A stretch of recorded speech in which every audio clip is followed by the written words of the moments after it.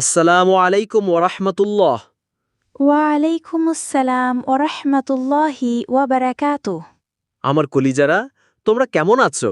আলহামদুলিল্লাহ মামা যান, আমরা ভালো আছি।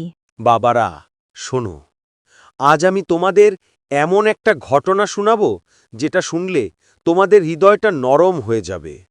বাবা, কি ঘটনা? নবীজির? মামা, আমরাও শুনতে চাই, তুমি বলো। হ্যাঁ বাবারা, এটা সাফা মারোয়ার মাঝে নবীজি ও সাহাবীদের ক্ষুধার কষ্টের ঘটনা। একদিন নবীজি এতটাই ক্ষুধার্ত ছিলেন, তার পেটে রাখার মতো একদানা খেজুরও ছিল না। কিছু সাহাবীও ক্ষুধায় পেট ধরে কুকড়ে যাচ্ছিল। বাবা, নবীজি কি সত্যি এত কষ্ট সহ্য করতেন? হ্যাঁ বাবা, নবীজি বলেছিলেন, আমি এমন দিন দেখেছি যেদিন পেটের ক্ষুধা চাপা দিতে পাথর বেঁধে রেখেছি। মামা, যদি আমরা সেখানে থাকতাম, আমরা তো নিজের খাবার নবীজিকে দিতাম। এই কথাটাই তো সাহাবীরা বলতেন বাবা। ঠিক তখনই এক সাহাবী দৌড়ে এলেন। তার হাতে ছিল মাত্র এক মুঠো খেজুর। তিনি বললেন, ইয়া রাসূলাল্লাহ, এতটুকুই পেলাম, আপনি খান। বাবা, নবীজি কি সবটুকু ফেললেন? না বাবা, নবীজি একটি খেজুর মুখে দেন আর বাকিগুলো সাহাবীদের মাঝে ভাগ করে দেন। মামা, একটি খেজুরে কি ক্ষুধা মেটে?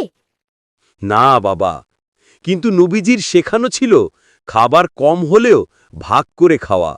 এটাই ঈমানের সৌন্দর্য। সাহাবীরা ওই সামান্য খেজুর মুখে দিয়ে বলতে লাগল, আলহামদুলিল্লাহ, আমরা নবীজির সাথে আছি, এটাই আমাদের বড় রিজিক। বাবা, আমরা তো অনেক খাবার পাই, তবুও মাঝে মাঝে অসন্তুষ্ট হই। হ্যাঁ বাবা, আর সাহাবীদের দেখো, একটি খেজুরেই তারা জান্নাতের স্বাদ পেয়ে যেত। মামা, আমরা কি এমন হতে পারি?